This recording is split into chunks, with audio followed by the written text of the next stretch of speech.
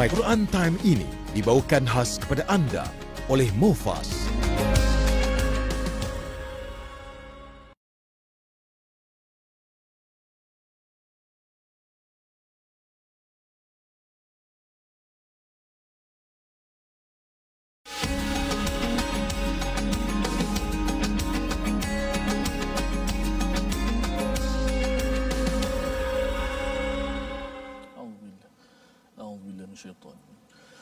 بسم الله الرحمن الرحيم ومن الأنعام حمولة وفرشا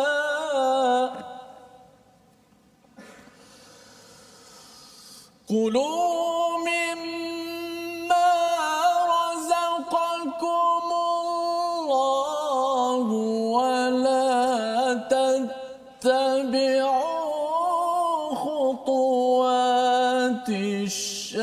الشيطان إنه لكم عدو مبين صدق الله. Surahul Azim. Assalamualaikum warahmatullahi wabarakatuh. Alhamdulillah wassalatu wassalamu ala Rasulillah wa ala alihi wa man wala syada la ilaha illallah. Syada Muhammadan abduhu wa rasuluhu. Allahumma salli ala sayidina Muhammad wa ala alihi wa sahbihi ajma'in. Amma ba'du. Apa khabar tuan-tuan dan puan yang dirahmati Allah sekalian? Kita bertemu pada hari ini My Quran Time pada halaman 147 ya. Pada hari ini kita di hujung tahun kita, tahun 2020 yang pastinya penuh dengan himbauan tentang nostalgia pengalaman kita yang pelbagai, ada yang indah, ada yang mungkin memeritkan, tetapi yang pastinya kita bersyukur pada Allah SWT. Salah satu daripada nikmat besar pada tahun ini ialah My Quran Time, baca faham amal, untuk kita sama-sama baca, untuk sama kita fahami dan kita ingin beramal dipimpin oleh hidayah daripada Allah Subhanahu Wa Taala. Sama-sama kita doa, subhanakala ilma lana illa ma 'allamtana innaka antal alimul hakim. Rabbi zidni ilma. Kita bersama dengan Ustaz Tirmizi pada hari ini. Apa khabar Ustaz? Alhamdulillah baik. Kita dah di hujung tahun Ustaz, 30 hari Allah bulan. Allah. Ya. Insya-Allah. Kita dah besok dan kemudian bermulalah tahun baru kita, ya, tahun bukan tahun hijrah ya, ini tahun Masihi, tetapi yang pastinya pengalaman tahun ini Ustaz, macam mana pengalaman tahun ini kalau Ustaz simpul dalam masa setengah minit? Macam mana, silakan. Masya-Allah. Saya rasa satu pengalaman yang cukup luar biasa bersama dengan mukjizat teragung. Walaupun kami berada di dalam kaca TV ataupun berada di stage untuk menyampaikan ilmu, sebenarnya pada masa yang sama juga saya banyak menimba pelajaran ilmu daripada Ustaz Fazrul dan juga daripada sahabat-sahabat Al-Quran yang sentiasa bersemangat buat nota dan sebagainya. Itulah menjadi sumber inspirasi kita, insya-Allah. Betul ya. Jadi kita doakan dengan kehadiran tahun baru ini kita terus berazam terus untuk mendalami kepada Al-Quran. Mari sama-sama kita mulakan ya, kita share di Facebook. Kita mulakan dengan Ummul Quran Al-Fatihah. A'udzu billahi minasy syaithanir rajim. Bismillahirrahmanirrahim. Alhamdulillahi rabbil alamin. Ar-Rahmanir Rahim.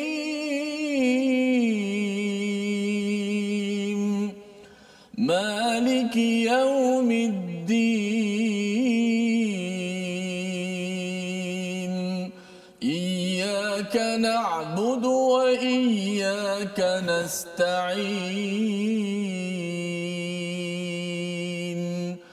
Ihdinas siratal mustaqim.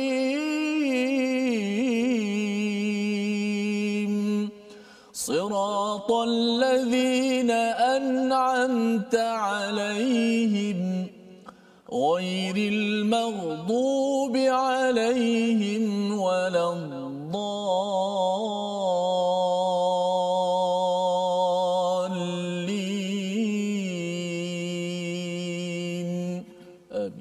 Amin ya rabbal alamin. Begitulah bacaan daripada Ummul Quran Al-Fatihah untuk sama-sama kita mengingatkan tentang betapa pentingnya kita memuji pada Allah pada setiap masa.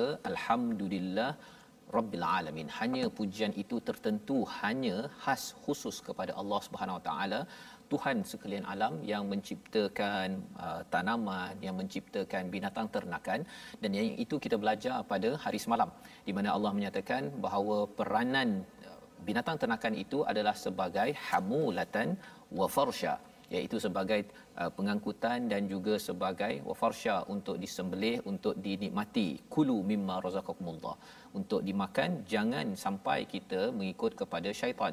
Banyak perkara tentang syaitan, makan melampau-lampau ataupun makan perkara yang haram, ataupun diletakkan binatang tersebut sepatutnya untuk manusia tapi diserahkan kepada berhala.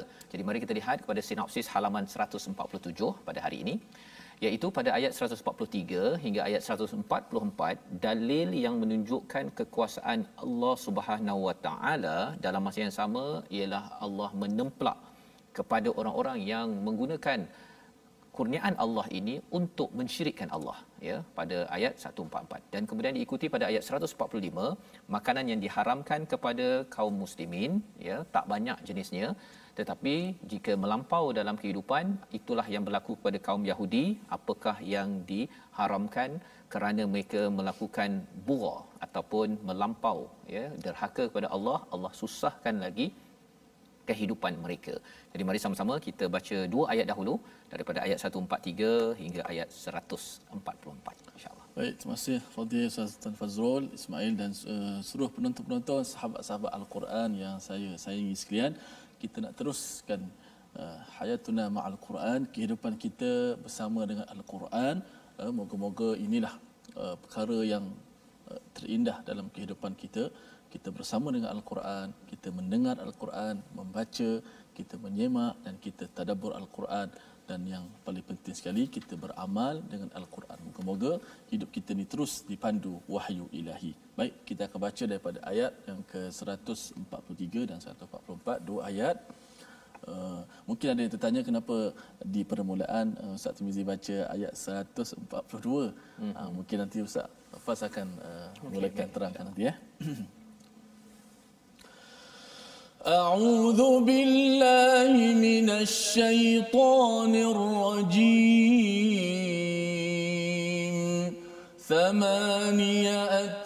ثمانية أزواج من الضأن اثنين ومن المعز اثنين قل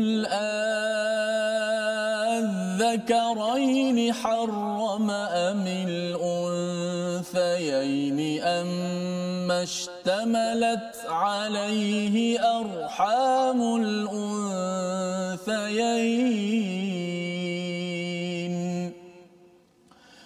نبئوني بعلم إن كنتم صادقين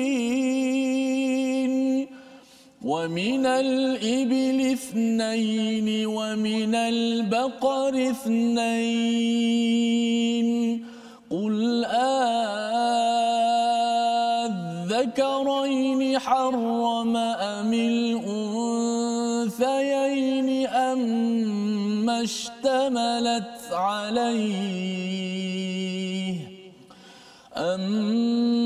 اشتملت عليه أرحام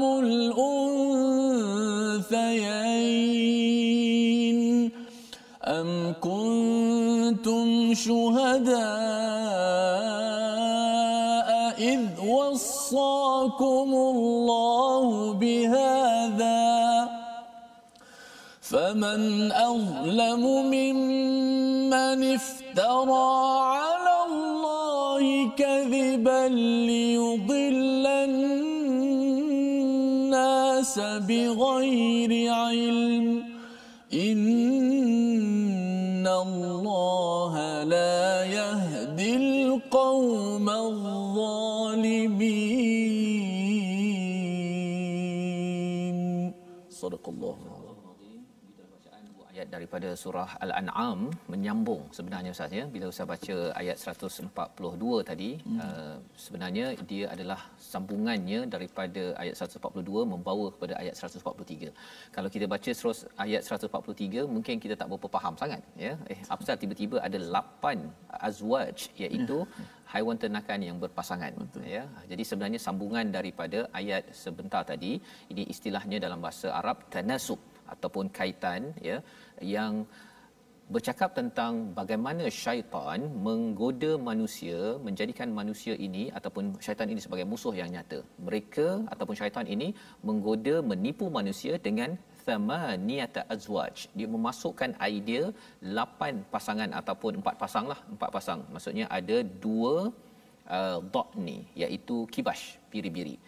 Dan yang keduanya adalah 2 lagi, iaitu waminal ma'zis nain, ya, ma'zis nain. Susah nak sebut Ustaz ni ya. Saya zai dengan sa, zai dengan sa makhrajnya dekat-dekat. Zai apa ni di belakang gigi bawah. Dia pun sa kena keluar lidah sikit bawah gigi atas. Jadi ma'zif. Zai jangan keluar lidah, tapi bila sa kena keluar ke lidah. Dia kena tenang sikitlah nak cakap tu ya, baru boleh keluar ya. Ma'zif nain ya. Kalau gopoh susah nak jumpa. Betul. Baik. Jadi maksudnya ma'zi ini adalah kibash biasa ya, kambing. Ithnain 2 ya. Jadi apakah yang diajarkan oleh Allah kepada Nabi sallallahu alaihi wasallam berhujah kepada orang-orang musyrik ini ialah adakah 2 jantan ni yang diharamkan ataupun 2 betina yang ataupun yang mengandung itu yang ada rahim itu yang diharamkan. Jadi nak ceritanya ialah yang pilih-pilih ada 2 kibash jantan betina, 2 ma'zi tadi jantan betina. Mengapa diharamkan ataupun dihalalkan special untuk lelaki, untuk perempuan ataupun kandungannya untuk lelaki sahaja? Pasal sebenarnya bila menggunakan hujah yang sama. Itu penting tuan-tuan ya. Nabi menggunakan hujah yang sama. Sebenarnya yang diharamkannya apa? Adakah yang jantan 2 ke, ataupun yang betina 2 ke ya, ataupun yang mengandung yang ada dalam rahim tersebut. Jadi bila mereka menggunakan kompleksiti ya, benda yang cerewet, sebenarnya bila berhujah balik mereka pun berfikir sebenarnya bukan tak perlu pun, tak ada logik apa pun, tak ada sebab apa pun untuk menerima hakikat tersebut kecuali orang yang mensyirikkan Allah Subhanahu Wa Taala. Nabi uni ya, jelaskanlah kepadaku dengan ilmu in kuntum sadiqin. Jadi asasnya apa? Orang yang mensyirikkan Allah Subhanahu Wa Taala ini tidak ada asas ilmu. Mereka hanya adalah orang yang mendustakan dan mereka tidak berasaskan kepada ilmu dalam membuat syariat ataupun amalan harian. Dalam kehidupan Ustaz ya, ada orang yang kata kena bagi jamuan kepada laut lah ya, jamuan kepada gunung berapi. Saya pernah pergi ke gunung dekat Indonesia. Ada penduduk di sekitar gunung tersebut. Jadi dia setiap tahun itu dia bagi lembu seekor. Kalau bagi kepada kita tu boleh tahan kan, sedap makan itu, dia bagi pada gunung makan apa kan? Kerana apa? Pasal dia kata bahawa kalau tak bagi nanti ada penunggu dekat situ yang akan menyebabkan gunung berapi itu meletus dan akhirnya menyusahkan mereka. Tapi bagi-bagi pun meletus juga. Lepas tu bila meletus itu, bila meletup, dia kata ini sebenarnya tak cukup, tambah lagi. Tak ada ilmu, tidak ada asas, tetapi kerana manusia ini ada elemen takut pada perkara ghaib ya, takut pada perkara ghaib, benda yang tak nampak, tetapi kita kena ingat bahawa kita hanya wajib beriman pada perkara ghaib ya. Iman dan khurafat 2 perkara berbeza. Iman atas dasar ilmu, tetapi khurafat adalah tanpa ilmu. Nabi uni yang dinyatakan di sini, beritahu kepadaku, Nabi SAW diajar untuk beritahu kepadaku ilmu kalau kamu betul-betul orang yang betul. Padahal sebenarnya mereka memang tak betul, mereka juga tidak ada ilmu. Jadi ini cara penghujahan jidal yang diajarkan oleh Allah, tapi kena ingat tuan-tuan ya, maksudnya ini fasa ketiga. Fasa pertama ialah kita dah sampaikan pada kawan-kawan kita. Kalau ada yang kata kita nak berhujah dengan mengapa dia punya berhala binatang A, binatang B, binatang C tersebut ya, kita kena ingat bahawa itu wajar setelah kita sudah menyampaikan mesej tauhid kepada kawan-kawan kita. Baik. Seterusnya apakah lagi? Tadi dah ada 2 wa minal ibil, ya, wa minal ibilith nain, daripada unta dua jantan betina, wa minal baqar, daripada lembu dua juga jantan betina. Qul katakanlah, adakah dua yang jantan diharamkan, ya, adakah yang diharamkan dua yang jantan atau dua yang betina atau yang ada di dalam kandungan kedua-dua betinanya? Masih lagi guna argument hujah yang sama. Pasal nak cerita ialah mereka kata yang ini istimewa, yang ini istimewa. Jadi bagi lagi satu soalan yang makin memeningkan kepala. Pasal apa? Pasal tak ada asas ilmu. Bila ada asas ilmu kita boleh jawab, Ustaz, ya. Bila ada asas ilmu, contohnya bahawa alam ini diciptakan oleh Allah SWT, adakah Allah ciptakan juga pasir? Yes, betul, kan? Manakah yang halal untuk dimakan? Adakah lembu betina, lembu jantan, dua-dua halal? Kita ada ilmu konsisten sepanjang kita menjawab perkara tersebut. Jadi adakah kamu menjadi saksi ketika Allah menetapkan ini bagimu? Jadi berhujah lagi, adakah Tuhan memang betul-betul menjadi saksi kepada yang ini halal, yang ini haram, yang ini untuk lelaki sahaja? Tanya balik. Pasal apa? Pasal kalau tanya adakah Allah menjadi saksi, sudah tentu jawapannya ialah tidak. Siapakah yang lebih zalim daripada orang-orang yang mengada-ngadakan pembohongan terhadap Allah untuk menyesatkan manusia tanpa pengetahuan? Bila kita buat special, Ustaz, ya, dia contoh macam inilah, dia kita dah 30 hari bulan, kan, 25 hari bulan. Kalau saya di US dulu ialah 25 hari bulan, sama dekat Malaysia pun. Bila orang cakap Santa Claus, kan, Santa Claus sebenarnya tak ada pun, tak ada dalam sejarahnya, dia dibuat-buat sahaja, kan, dibuat-buat, dan kemudian Santa Claus bawa hadiah. Jadi apa yang berlaku ialah sebelum hari Christmas 25 hari bulan, kalau di US itu orang berpusu-pusu pergi ke supermarket beli apa? Beli hadiah. Pasal dia nak nyatakan bahawa sebenarnya kita nak ceriakan anak-anak ini, dan Santa Claus adalah satu figure, satu tokoh yang penting dalam menyambut Christmas. Kesannya apa, Ustaz? Bisnes jalan. Rupa-rupanya itu adalah agenda untuk melakukan pelbagai perkara, padahal tak semestinya kena bagi hadiah pada 25 hari bulan ataupun hari bapa, hari ibu, hari apa lagi, macam-macam hari yang ada. Sekarang ada hari baru, Ustaz. 1, 2, 2, 3, 3, 4, 4, 12, 12, kan? Okey, kalau kita sekadar untuk kita meriahkan, okey, tetapi kalau katakan ia menjadi satu upacara ataupun mesti berlaku pada waktu itu, tak dapat hadiah, ibu terasa. Kan? Adik-beradik boleh kata, apalah abang ni tak bagi hadiah pada hari ibu, kan? Tak ingat ibu ke? Itu sebenarnya adalah satu cara berfikir yang silap, dan inilah yang dibawakan dalam ayat ini. Ada asas ke? Kan? Kalau kita nak bagi tanpa kita memaksa-maksa, bukan sebahagian daripada agama, okey, ya. Dan lepas itu Allah menyatakan faman azlamu, ya, siapa yang lebih zalim daripada orang yang menipu bagi Allah, mendustakan, menyesatkan manusia tanpa ilmu. Innallaha la yahdil qaumal zalimin. Allah tidak memberi hidayah kepada orang-orang yang zalim. Zalim di sini salah satunya adalah kerana melakukan syirik. Syirik menyebabkan seseorang itu melakukan penipuan kepada tanaman dan juga haiwan yang Allah berikan sebenarnya adalah untuk semua manusia, tidak perlu ditipu-tipu kerana ada agenda tersendiri yang ingin disampaikan. Membawa kita kepada perkataan kita pada hari ini, sama-sama kita saksikan. Zaujun, ya, zawaja ini maksudnya berpasangan. 81 kali disebut dalam Al-Quran untuk manusia. Zauj ini sama ada pasangan lelaki ataupun pasangan perempuan. Dalam ayat 143 Allah menggunakan perkataan thamaniyata azwaj, iaitu 8 haiwan yang ada pasangan. Inilah yang ditipu oleh syaitan untuk dikultuskan, untuk disucikan, dan kemudian apa yang jadi ialah bila ada haiwan tak boleh makan, Ustaz, dia boleh jual lain. Kan, pasal itu tak boleh makan, disucikan apa sebagainya, dia boleh jual lain. Lepas tu ada lagi yang diletakkan untuk di depan berhala untuk memastikan lebih banyak lagi sale, banyak lagi jualan yang berlaku. Jadi daripada dua ayat yang kita baca pada hari ini, mungkin Ustaz ada sesuatu yang Ustaz nak komen dari segi realiti hujung tahun, Ustaz. Pasal kita cakap tentang tauhid, kita cakap tentang azam tahun baru. Taklah semestinya tahun baru ini, kan, bila-bila pun kena berazam. Tapi apa perkara yang Ustaz mungkin nak ingatkan kepada masyarakat berkaitan dengan menjaga tauhid, menjaga akidah pada waktu ini? Tahun 2020 dah nak habis dah. Tahun 2021, apa perkara penting? Pasal dalam surah Al-An'am ni banyak cerita pasal rezeki. Sila, Ustaz. Baik, susah juga nak jawab ni. Walau Nasihat soalan umum je kan. umum pasal kita Tapi nak masuk 2021 ni. Pasal ini bila sebut rezeki ni, bila sebut rezeki ni orang kita pun suka, semua manusia suka bercakap tentang keberkatan. Nak rezeki yang berkat, sumber yang halal, semualah, anak yang berkat, keluarga yang berkat, rumah yang berkat. Okey. Semua manusia bila suka bercakap perkataan barakah. Tapi kita lupa sumber barakah iaitu Al-Quran. Betul. Kitabun anzalnahu mubarakun. Kitab ini adalah kitab yang berkat. Berkat apa? Berkat kalau kita sentiasa Al-Quran, yubarik fi waqti, pada waktu kita, pada hati kita, pada keluarga kita, pada semua.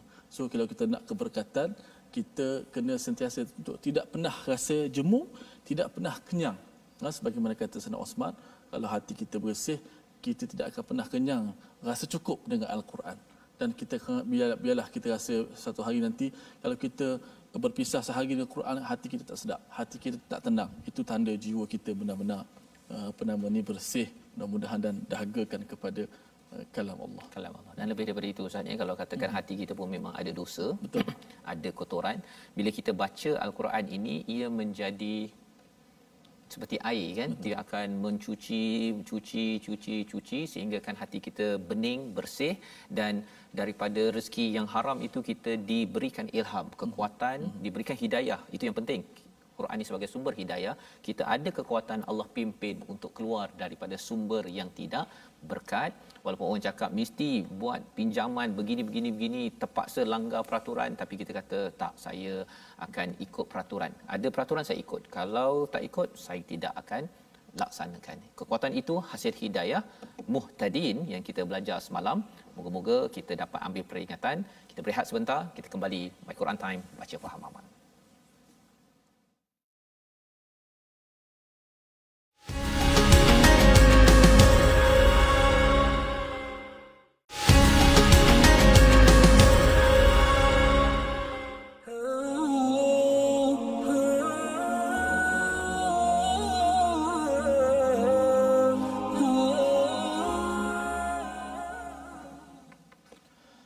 Alhamdulillah, terima kasih kepada semua penonton-penonton, sahabat-sahabat Al-Quran kerana sentiasa setia istiqamah dalam My Quran Time, baca faham amal.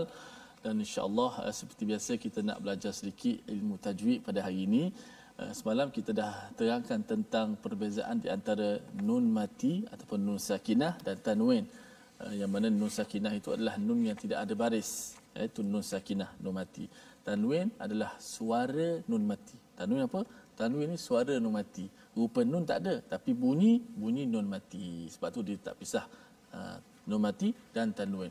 Hari ini kita nak sambung apakah dua lagi perbezaan antara nun sakinah dan juga tanwin. Boleh kita lihat pada skrin kita. Yang perbezaan yang ketiga antara nun sakinah dan juga tanwin ialah nun sakinah, nunnya ada di tengah dan ada di hujung kalimah. Contohnya walau kunta fadhal, walau kunta, nun itu boleh berada di tengah kalimah, kunta berada di tengah kalimah, dan nun juga boleh berada di, nun mati juga boleh berada di hujung kalimah. Walam tu'min, dan banyaklah kita jumpa perkataan contoh min, man, nun tu boleh berada di tengah dan hujung kalimah. Ada pun tanwin, tanwin itu nunnya itu, suara nunnya itu hanya berada pada hujung kalimah sahaja. Tak ada kita jumpa tanwin berada di tengah ataupun awal kalimah, tidak ada. Di hujung saja. Contoh rahmatin, bi rahmatin ahadun, tidak ada rahmantin, tak ada macam tu. Mesti di hujung saja. Dia di hujung saja dan dia tidak ada di tengah. Kemudian perbezaan yang seterusnya ialah nun sakinah, nunnya terdapat pada kata nama, isim ataupun kata perbuatan dan huruf. Itu nun sakinah. Adapun tanwin, nunnya hanya terdapat pada kata nama sahaja, pada isim saja. Ini kalau orang belajar bahasa Arab, dia boleh faham lebih. Itulah Ustaz. Tapi itu dia ada perbezaan dia. Tapi hukumnya dia sekali. Kalau nun ataupun tanwin mati bila berjumpa dengan huruf-huruf hijaiyah ni, dia ada hukum dia. Maka sama. Kalau nun berjumpa dengan hamzah, hukum dia izhar. Tanwin jumpa dengan hamzah, hukum dia pun sama izhar. Yang akan kita belajar satu persatu, slow-slow insya-Allah. Okey, alhamdulillah. Terima kasih ucapkan pada Ustaz Tirmizi berbincang tentang tanwin Ustaz ya. Bila tanwin tu dia ada kaitan dengan isim tadi tu, menarik ya, pasal bila cakap tentang isim dengan fi'il, dia berbeza bila tuan-tuan jumpa isim, dia memerlukan kepada kajian. Dia ada satu ilmu yang tersendiri sebenarnya ya. Contohnya kalau kita belajar daripada halaman 147 ini, kalau cakap tentang ni contohnya kan, itu isim kan. Jadi kalau isim ataupun kata nama bukan sekadar Allah letakkan saja, banyak lagi objek-objek lain, tapi Allah letak itu mesti ada sesuatu yang menarik, dan mungkin pakar haiwan veterina, doktor veterina akan mengkaji, oh rupanya kibash ini ya, bila mengapa Nabi menggembala kambing contohnya, kerana dia ada kesan psikologi kepada Nabi sebelum Nabi diangkat menjadi seorang pemimpin. Pasal kibash ini ataupun kambing ini kadang-kadang dia satu kumpulan dan tiba-tiba satu seekor blank kan. Jadi si penggembala tidak boleh pukul dia. Pasal apa? Pasal kibash ni dia lebih lembut berbanding dengan unta. Unta boleh pukul ke lembu boleh pukul. Tapi kibash kalau pukul akhirnya mati. Dalam kehidupan ketika memimpin, kita tak boleh pukul orang. Kan, walaupun ada orang blank kan, dia tak tahu macam mana nak guna zoom contohnya, kemudian kita marah dia sampai dia putus harap untuk menggunakan zoom contohnya kalau belajar online anak-anak kita, akhirnya apa, dia akan membawa diri dan akhirnya mungkin mati potensinya. Tetapi seorang pemimpin yang menggembala, kullukum ra'in, setiap kamu adalah penggembala, seorang pemimpin. Ra'in itulah yang Allah suruh kita ambil semangatnya daripada penggembalaan kambing. Walaupun tak semestinya kita mengembala, tapi psikologinya itu kita ambil. Jadi alhamdulillah, itu mengapa penting Ustaz ya. Nanti kita belajar lebih lagi tajwid, akhirnya kita belajar lagi ada kaitan dengan nahwu saraf di dalam bahasa Arab Al-Quran, pasti akan mencerahkan lebih lagi kepada Al-Quran kita. Kita teruskan dengan bacaan ayat 145 hingga ayat 146. Kita melihat bagaimana hujah demi hujah dibawakan di hujung-hujung surah Al-An'am ini untuk kita menguatkan tauhid kita kepada Allah Subhanahu Wa Taala. Silakan. Baik, kita teruskan lagi hidup kita dengan Al-Quranul Karim. Dua ayat terakhir muka surat 147, ayat yang ke-145 dan 146. A'udzu billahi minasy syaithanir rajim. Qul la ajidu fima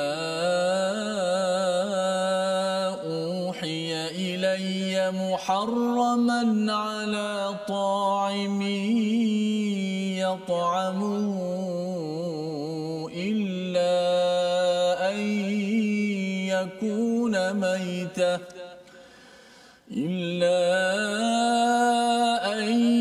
يكون ميتة أو دما مسفوحا أو لحم خنزير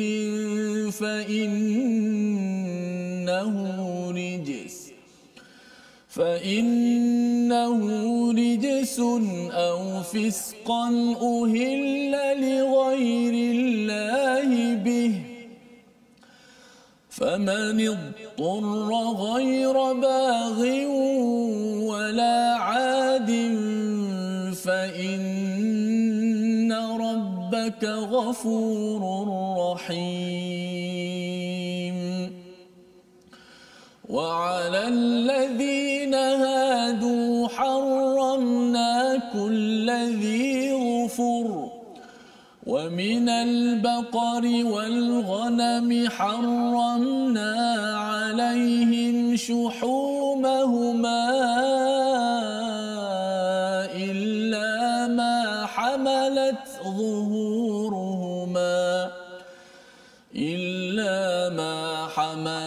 ظهورهما أو الحوايا أو ما اختلط بعظم ذلك جزيناهم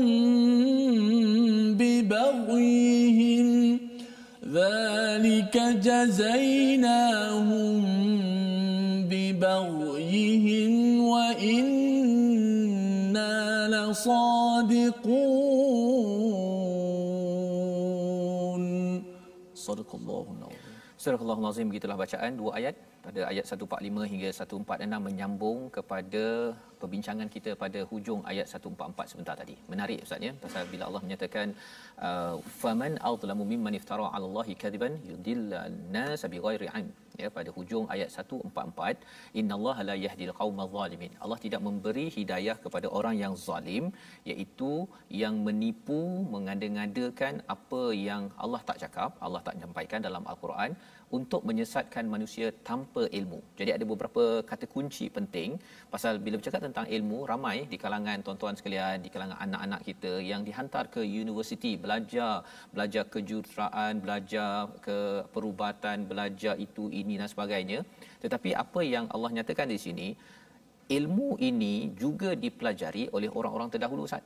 Ya, ada je orang yang menyembah berhala belajar jurutera. Kejuruteraan kan, buat bangunan dia semua fikir memang mantap tapi sembah berhala. Ada orang belajar perubatan memang jaga kesihatan dan sebagainya, tapi akhirnya dia masih lagi menyembah kepada syirik kepada Allah SWT. Maka Allah kata innallaha la yahdil qaumadh zalimin, Allah tidak memberi hidayah kepada orang yang zalim, iaitu dia belajar ilmu tapi ilmunya itu tidak mendekatkan dia kepada Allah SWT. Ini satu tamparan kepada kita semua, pada saya, kepada tuan-tuan, agar kita kena tengok kalau kita dah ada belajar SPM, belajar ijazah, belajar sampai diploma, master, PhD, kalau orang kata dia ni berilmu tapi bab tauhidnya dia masih lagi tidak mahu masuk Islam, ataupun kalau Islam pun dia tak nak merujuk kepada Al-Quran, ini dikira sebagai orang yang zalim, ya, orang yang sebenarnya dia tidak meletakkan sesuatu pada tempatnya. Maka Allah menyatakan pada ayat 145, qul, katakanlah, tidak ku dapati di dalam apa yang diwahyukan kepadaku sesuatu yang diharamkan memakannya bagi yang ingin memakannya. Jadi di dalam wahyu Allah tidak ada pun cakap apa yang diharamkan seperti mana yang dinyatakan oleh orang-orang musyrik tersebut. Illa ayyakuna, kecuali ini adalah senarai yang Allah nyatakan di dalam Al-Quran. Inilah senarainya, ya, selain daripada yang kita belajar daripada surah Al-Maidah dan beberapa tempat lain. Yang pertama, daging haiwan yang mati, ya, itu yang pertama. Yang kedua, darah yang mengalir. Darah tak boleh makan, ya, tak boleh kita gunakan. Ketiga, daging khinzir. Seterusnya, kerana semua itu kotor atau haiwan yang sembelih bukan atas nama Allah Subhanahu Taala. Jadi itu beberapa perkara saja, mudah, ya, ada 4-5 perkara saja. Tetapi barang siapa terpaksa bukan kerana keinginannya dan kerana darurat, maka sesungguhnya Tuhanmu Maha Pengampun lagi Maha Penyayang. Ini ayat 145. Jadi famaniturra, siapa yang berada dalam keadaan mudarat, lapar ke buluh sampai boleh mati, dia boleh makan tanpa dia baghin wala adin, ya, jangan dia sedap pula Ustaz ni, dia dah makan, dia lapar, dah kebuluh sangat, makan satu daging khinzir, kan, rasa tu macam sedap je, makan sampai 3 kilo, tak boleh begitu, ya. Itu baghin wala adin fa inna rabbaka ghafurur rahim. Jadi kalau terpaksa makan itu, Allah Maha Pengampun dan Allah tetap menyayangi kepada orang yang buat begini. Tapi kalau dia baghin ataupun adin, ya, melampau ataupun menginginkan gelojohlah, dia nak makan banyak-banyak, sebenarnya Allah menyatakan kerana buralah, kerana baghin ini tamak, maka itu yang menyebabkan orang-orang Yahudi pada ayat 146 ini disusahkan oleh Allah Subhanahu Wa Taala, ya. Kalau kita lihat Ustaz, dalam surah Al-Baqarah mereka minta sesuatu yang menyusahkan, disuruh sembelih lembu betina Baqarah, tapi lepas tu dia kata warna apa, itu ini apa sebagainya. Jadi lepas tu makin lama makin susah. Itu sebabnya dalam agama Islam bila Allah senyapkan, halal. Ya, tak payah pula kata bahawa kalau dalam ayat 143 dua pasangan ini diharamkan, ini special, istimewa, disucikan, itu semua tidak ada asas di dalam agama kita. Semuanya okey, digunakan untuk hamulatan, kalau untuk binatang ternakan ini untuk pengangkutan, dan juga untuk wafarsha, ya, untuk disembelih, untuk dimati sebagai hidangan kita. Baik, jadi di sini dalam ayat 146 disambung tentang bagaimana kesan kalau kita ni melampau ataupun kita ni tamak sangat, gelojoh sangat. Wa 'alal ladzina hadu, dan kepada orang-orang Yahudi kami haramkan semua haiwan yang berkuku, kami haramkan kepada mereka lemak lembu dan kibas, kecuali yang melekat di belakangnya atau yang ada di dalam isi perutnya atau yang bercampur dengan tulang. mencabar juga ustaz ni. Nak menentukan. Saya tengok ustaz bila baca tadi pun perkataan hawaya Subhanallah. kan perkataan Al-mashtamalat kan agak sukar. Nak bacanya susah, nak fahamnya pun boleh tahan juga. Macam mana kita lepas ni kalau nak makan sup tulang kan dia punya apa kalau ada daging dekat tulang tersebut tak boleh. Kalau ada lemak dekat dia kena keluarkan. Memang susah. Tapi mengapa mereka dapat, orang Yahudi ni dapat syariat susah ini? Sebenarnya asalnya mudah aja. Tapi bila mereka menghalalkan yang haram, mengharamkan yang halal, dia bertanya banyak, ya, apa yang Allah dah bagi itu tak cukup, dia nak lebih-lebih lagi. Maka kesannya zalika jazainahum bi ba'yihim.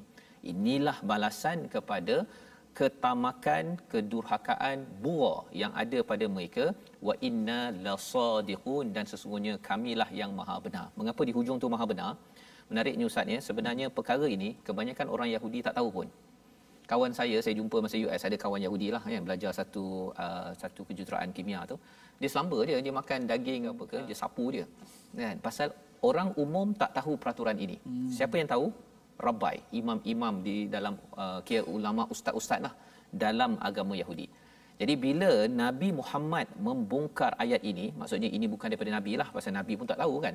Bila turun ayat ini, orang-orang yang Rabbai ini dia rasa macam mana pula engkau tahu? Kan. Jadi Allah kata wa inna lasadiqun. Kamilah yang sebenarnya yang maha benar, yang tahu kebenaran yang ada dalam agama Yahudi ini sendiri, orang umum pun tak tahu. Nak ceritanya apa? Ilmu, ya. Ilmu ini datang daripada mana? Wahyu. Bukannya ilmu yang sekadar diteka-teka, yang dibuat-buat. Dan sebabnya muka surat 147 ni memang mantap dia punya isinya ustaz ya. Walaupun cakap pasal binatang ni, tapi di sebalik itu ialah pentingnya tauhid. Tauhid menyebabkan kita cari wahyu, wahyu menyebabkan kita dapat ilmu, ilmu menyebabkan kita berada pada kebenaran, tidak berfikir benda-benda yang menipu bagi peringkat, bagi pihak Allah Subhanahu Wa Taala. Jadi ini adalah pelajaran pada halaman 147. Mungkin nak minta ustaz baca sekali lagi ustaz ya, boleh? Boleh. Ya, ayat 146 ini agar kita jangan jadi macam orang Yahudi inilah, kita makin lama makin susah, ataupun kadang-kadang tuan-tuan sekalian ya, agama dah mudah kan, dah dibagikan panduan, tapi fikir lebih-lebih. 2021 ni saya nak buat apa ni? Quran saya ni, pasal selama ni saya tak baca Quran, jadi saya nak khatam sampai 30 kali contohnya. Fikir benda yang menyusahkan lagi, padahal baca je perlahan-lahan, mana yang mampu, ya, tergagap pun tak apa. Jangan pula fikir nanti Allah terima ke tak, ya.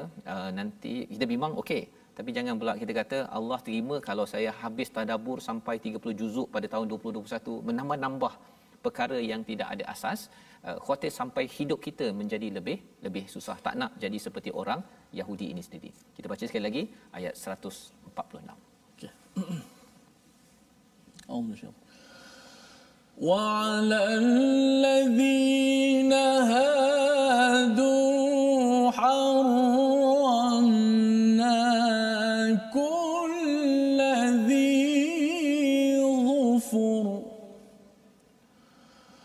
ومن البقر والغنم حرمنا عليهم شحومهما إلا ما حملت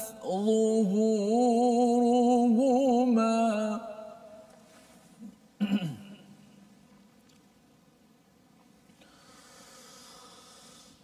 إلا ما حملت ظهورهما أو الحوايا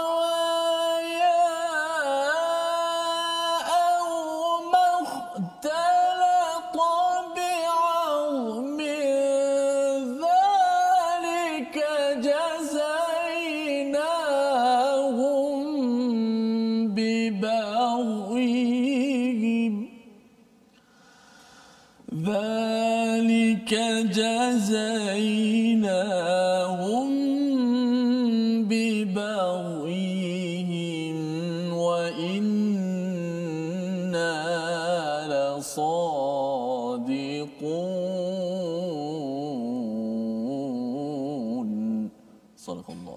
Surahul Azim, itulah daripada ayat 146 untuk menegaskan kepada kita bahawa apa yang berlaku kepada orang-orang Hadu, orang-orang Yahudi itu adalah satu kesan balasan kepada mereka yang suka bibau yihim, ya, di hujung ayat 146 itu, iaitu kerana mereka ini melampau menginginkan tamak kepada apa yang diinginkan, istilahnya bau yihim ataupun bura, ya, melampau daripada Allah Subhanahu Wa Taala. Jadi Allah menekankan bahawa hakikat perkara ini yang diketahui sebenar-benarnya adalah Allah, yang tahu ialah Rabbai, imam-imam di kalangan orang Yahudi, mengejutkan kepada orang-orang Yahudi di peringkat Rabbai itu kerana Nabi Muhammad tahu, rupa-rupanya Nabi Muhammad tahu ilmu itu datang daripada mana? Daripada wahyu. Mengapa dapat wahyu? Kerana Nabi dan kita semua bertauhidkan kepada Allah. Allah amat sayang, Allah akan pimpin kita dengan hidayah dengan surah Al-An'am. Jadi ini adalah kesimpulan membawa kepada situasi kita. Mari kita sama-sama perhatikan. Itu adalah beberapa situasi, ya, tentang bagaimana, ya, tentang cikgu yang mengajar, ya, ataupun kalau di sebelah kanan itu bagaimana, ya, si unta itu boleh berhujah balik apa yang dinyatakan oleh si pak musyrik itu, ya. Jadi kita tak nak jadi orang-orang yang menyekutukan Allah. Di sebelah bawah itu adalah sesuatu yang perlu kita beri perhatian. Jangan diambil ringan tentang makanan, dan yang diharamkan itu tidak banyak kategorinya. Ia adalah satu peraturan untuk kita menyerahkan diri kepada Allah Subhanahu Wa Taala. Jadi kita membawa kepada resolusi kita bagi halaman 147. Yang pertama, berhujah dengan ilmu untuk menyatakan kebenaran dalam kehidupan kita. Ilmu penting, ya, kita kena cari ilmu, jangan berhenti sampai ke lahat, ya, ke tiang di liang lahat. Yang kedua, untuk mengelakkan menjadi orang yang zalim, dalami ilmu, ya, kerana dengan ilmu kita terjauh daripada mendustakan Allah, menzalimi Allah dan menzalimi sesama manusia. Dan yang ketiganya, elakkan menyusahkan diri dengan pemikiran syirik atau kufur kerana ia kompleks tetapi tidak ada asas dalam ilmu Allah berikan kepada kita, padahal Allah sudah berikan yang terbaik untuk kita hidup sampai ke syurga. Sama-sama kita doakan kita dipandu ilmu wahyu, bukannya daripada nafsu dalam kehidupan. Silakan Ustaz. Bismillahirrahmanirrahim. Alhamdulillahirabbil alamin, wassalatu wassalamu ala asyrafil anbiya'i wal mursalin wa ala alihi wa sahbihi ajma'in. Ya Allah, ya Tuhan kami, kurniakanlah kehidupan kepada kami untuk sentiasa bersama Al-Quran. Ya Allah, ya Tuhan kami, berikanlah kepada kami hidayah daripada-Mu, ya Allah. Ya Allah, bimbinglah kami, ya Allah.